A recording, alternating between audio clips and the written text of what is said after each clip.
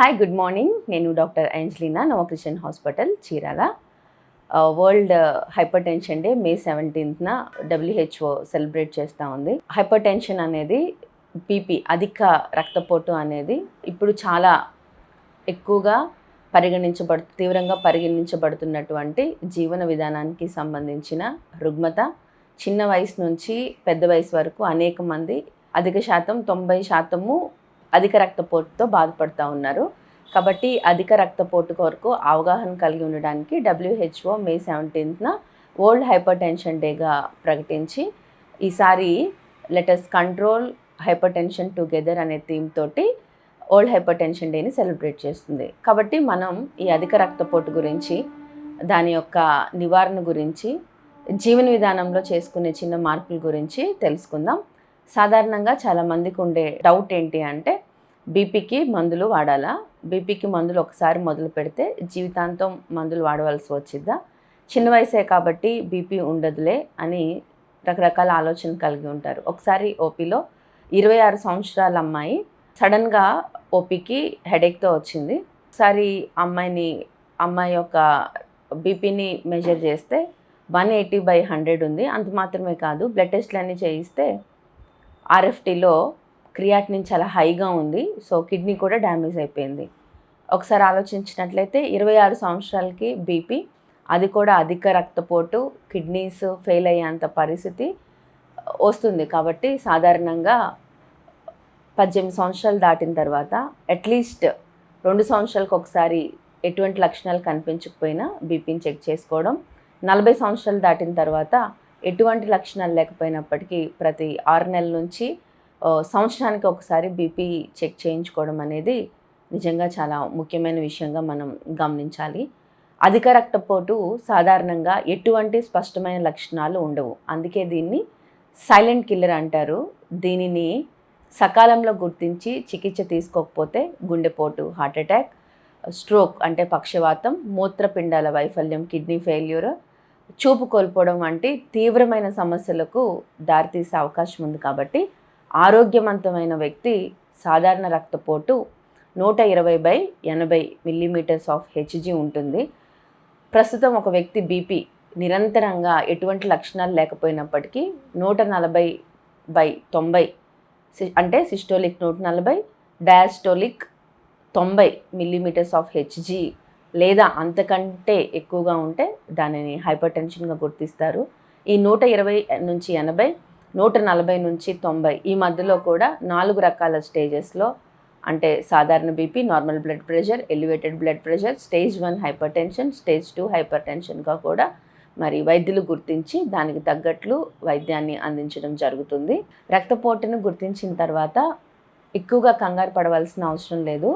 మనకున్నటువంటి రక్తపోటు ఆ వాల్యూస్ ప్రకారము మనము వైద్యం తీసుకోవాల్సి ఉంది. మొట్టమొదటిగా ఎలివేటెడ్ బ్లడ్ ప్రెషర్, అంటే సాధారణం కన్నా ఎక్కువగా బ్లడ్ ప్రెషర్ ఉన్నప్పుడు ఈ సమయంలో కనుక మనం సరైన ఇంటర్వెన్షన్ కనుక తీసుకున్నట్లయితే, అంటే మన యొక్క జీవన విధానంలో చిన్న చిన్న మార్పులు కనుక చేసుకున్నట్లయితే చాలా శాతము అధిక రక్తపోటును మనము నియంత్రించవచ్చు, అదుపులో ఉంచుకోవచ్చు. సో ఆహార విధానంలో ముఖ్యంగా మార్పులు, దీనికే డాక్టర్స్ ఎక్కువగా రికమెండ్ చేసేది, సైంటిఫిక్గా ప్రూవ్ అయింది, ఎక్కువగా అధిక పోషకాహారం ఉండేటువంటి డాష్ డైట్, DASH డైట్, అంటే dietary approaches to stop hyper tension అనే విధానం బట్టి చాలా సులభంగా, ఒక స్ట్రిక్ట్ డైట్ విధానంగా కాకుండా సులభంగా మనం హైపర్ టెన్షన్ని కంట్రోల్ చేసుకోవచ్చు.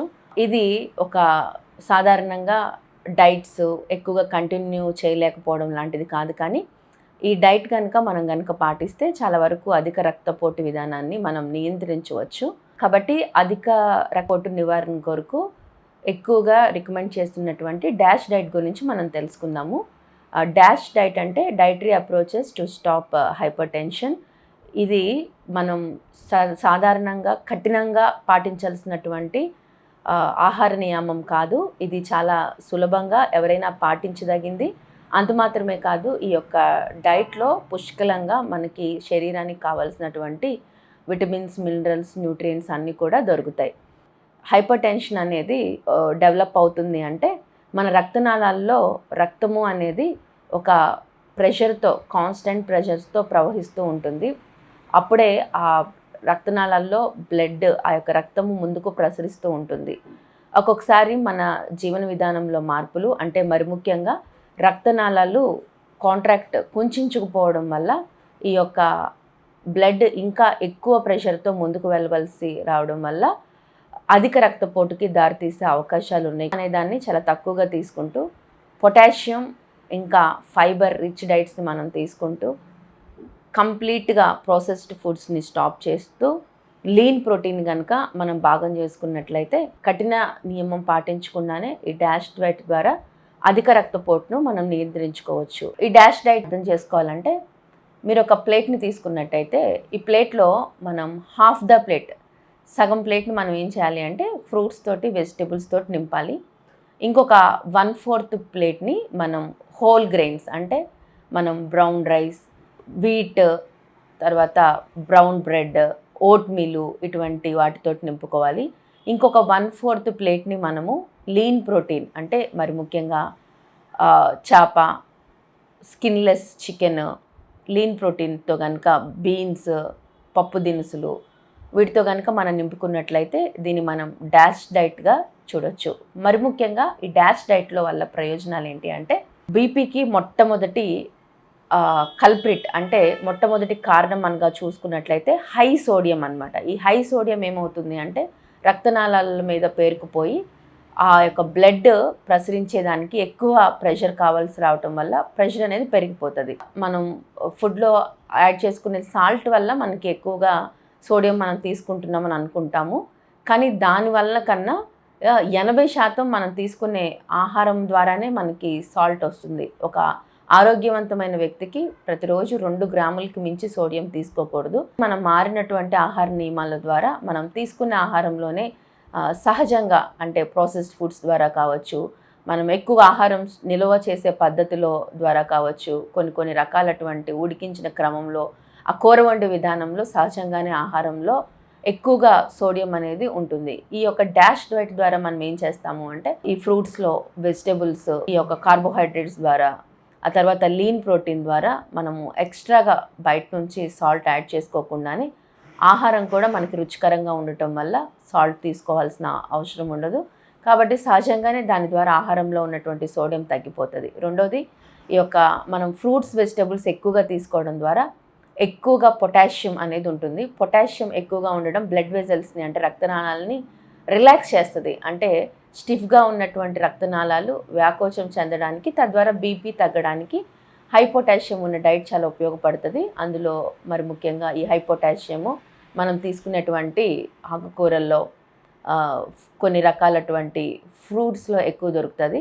కానీ ఎవరికైతే కిడ్నీ ఫెయిల్యూర్తో, అంటే కిడ్నీ సంబంధించినటువంటి వ్యాధులతో బాధపడతారో వాళ్ళు మాత్రం పొటాషియం విషయంలో కూడా కొంచెం జాగ్రత్తగా, లేదంటే వైద్యుల సలహా తీసుకోవాల్సి వచ్చింది. కాబట్టి మన ఈ యొక్క డాష్ డైట్లో ఎక్కువగా తీసుకున్న ఆహారంలో తక్కువ సోడియము, ఎక్కువ పొటాషియం ద్వారా ఇది రక్తనాళాలకి చాలా మేలు చేస్తుంది. తద్వారా బీపీని తగ్గించడానికి ఎంతగానో ప్రయోజనం చేకూరుస్తుంది. అంటే హై పొటాషియం ఎక్కువగా ఉండేవి మరి ముఖ్యంగా బనానా, అవకాడో, మనకి సాధారణంగా దొరికేటటువంటి జామకాయ, పాలకూర, బ్రొకోలీ, ఇటువంటి ఫుడ్స్ అన్నిటిలో కూడా పొటాషియం ఎక్కువ ఉంటుంది. కాబట్టి అధిక రక్తపోటుని నివారణ చేయడానికి ఈ హై పొటాషియం ఉండే డైట్ ఎంతగానో ఉపయోగపడుతుంది. National institute of health survey ప్రకారము డాష్ డైట్ తీసుకున్న వాళ్ళల్లో గమనించినట్లయితే 2 వారాల్లోనే చాలా మార్పును గమనించారు. 8 నుంచి 14 పాయింట్లు బీపీ తగ్గుతున్నట్లుగా గమనించారు.